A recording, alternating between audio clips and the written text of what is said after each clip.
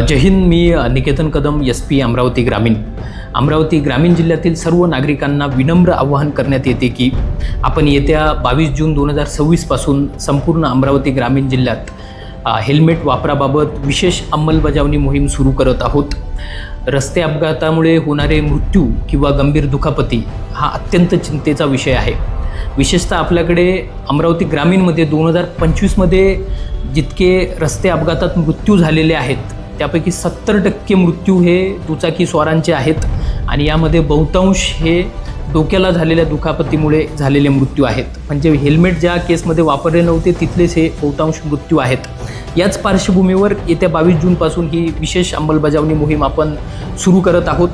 ही मोहीम दंडात्मक कारवाईसाठी नसून आपला अमूल्य जीव वाचवण्यासाठी आहे.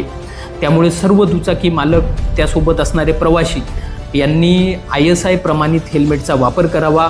हेल्मेट घाला, कारण कुणीतरी आपला घरी वाट बघत आहे.